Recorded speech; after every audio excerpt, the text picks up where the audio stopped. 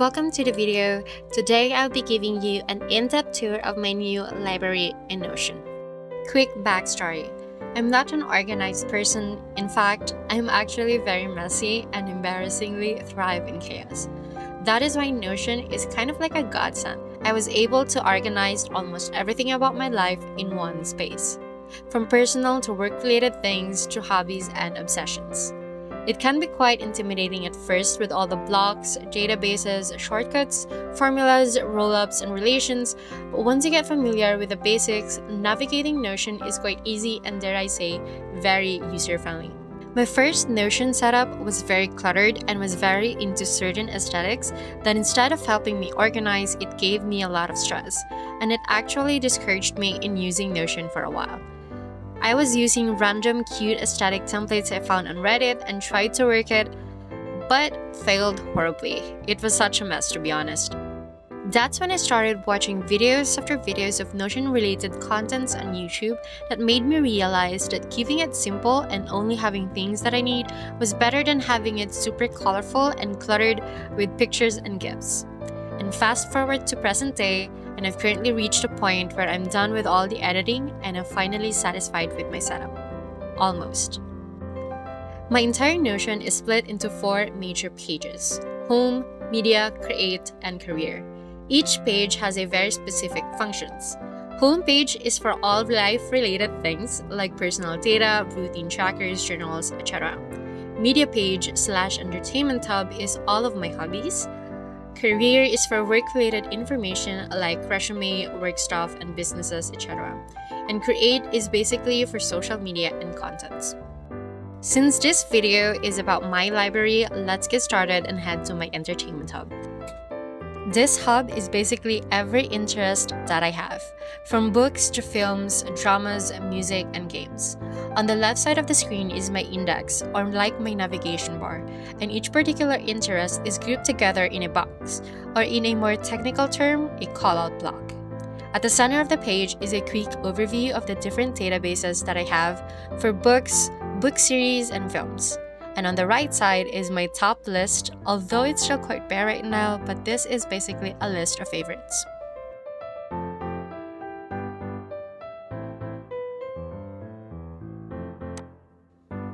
And finally, this is my new library.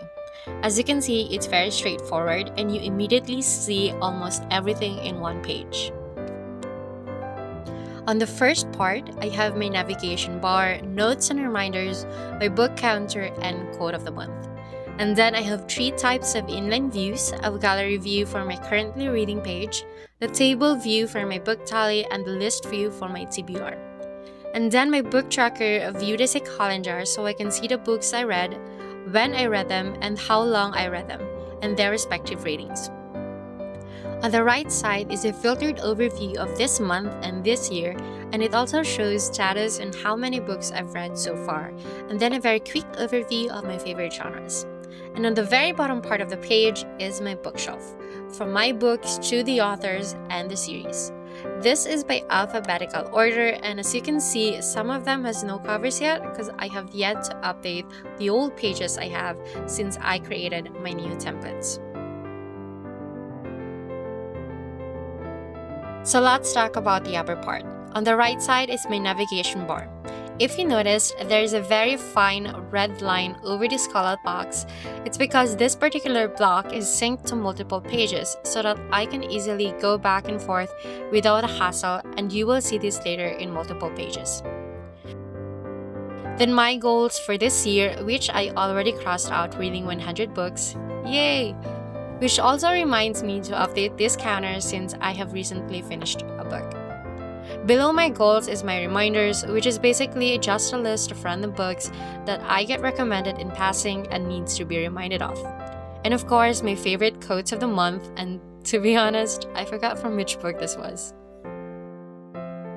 So my currently reading area is a filtered gallery view of only books with the status of reading. My book tally is a filtered table view for an easier recap of the books I recently read.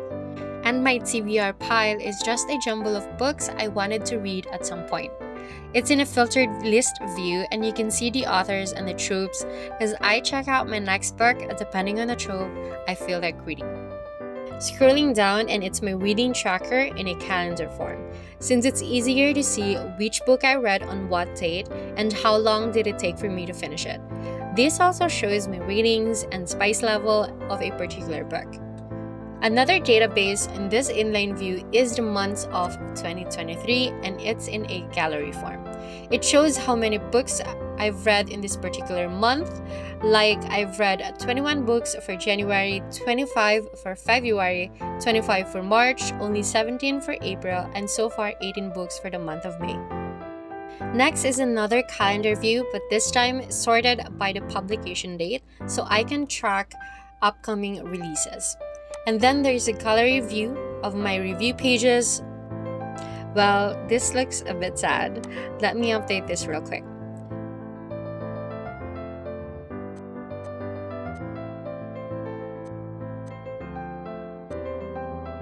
Next view is my challenges. So these are the challenges that I'm doing this year. I have already exceeded my 100 goal for this year. I'm almost done with my alphabet challenge, and I'm still yet to update my series challenge. And the last view is the tropes. These are some of the particular tropes that I enjoy, from accidental Vegas marriages to age gap, American football, billionaire a-holes, childhood friends, and I don't know why cult is there, and of course, more sports. On the right side is an overview of this month and this year. This is filtered by the month, so it automatically changes every month, and same goes for the view for this year.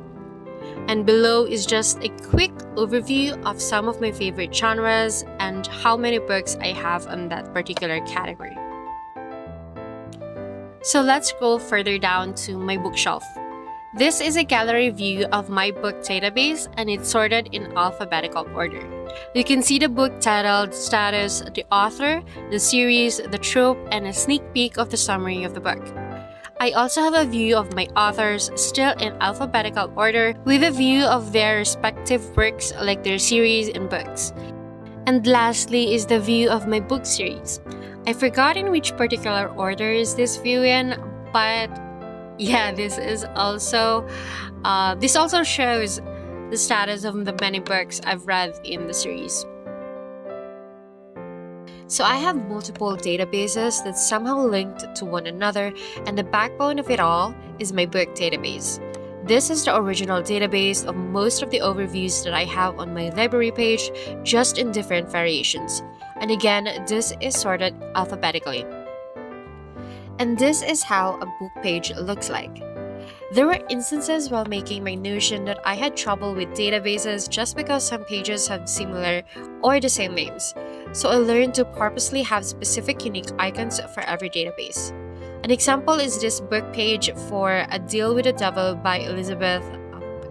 I don't know how to pronounce her last name. So first we have the status, if I have read the book, DNF it, or haven't read it yet but was recommended to me. And then we have the author, which is a property called relation, and this is basically my bridge to my author's database and vice versa. And then we have the category for the ratings and of course my spice levels. Publication date, so I can track upcoming books, then where I can read it, the number of pages of the book, a brief summary, days for when to read it, and if it's part of a series, and then the genres and tropes. And then below are the different databases that is linked with this page. From the series database, the characters, another version of the genre, my monthly trackers, does it belong to a particular challenge, and of course my notes and reviews. The block is called Breadcrumbs, which basically is a map guide from the main page to this page, and it makes it easier to go back and forth pages.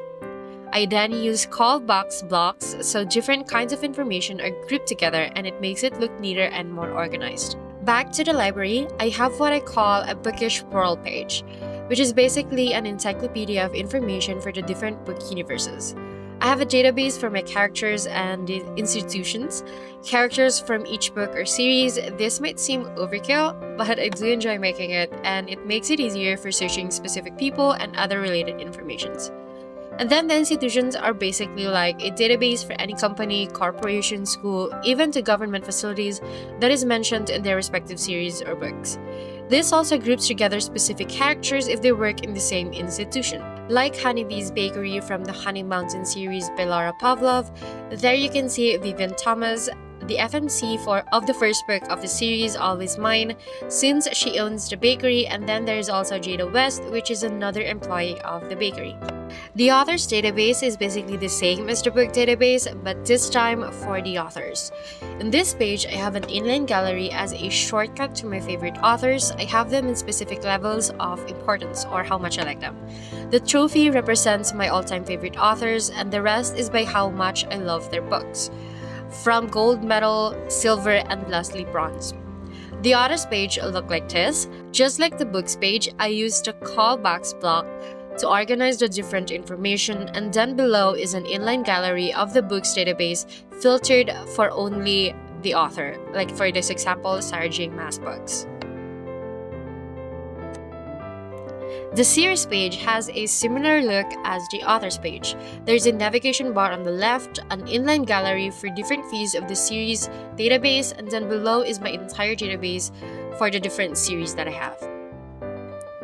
The trackers page houses two databases, which is my monthly tracker and yearly tracker. On the left side is the months, and the views are filtered by the year, and every month for each year has a specific icon, so it's easier to tell them apart. The monthly page also has a set template where you can view the different books you read, filtered for that specific month, and I also added another callbacks for the highlights, if there are any.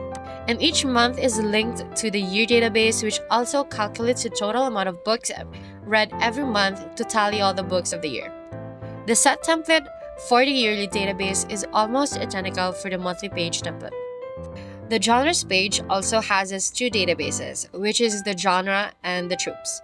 On the left side is a gallery view of the genres, and on the right are tropes that I particularly love. The genre is in a gallery view, but I adjusted the block so it will look like a combination of a list and a gallery.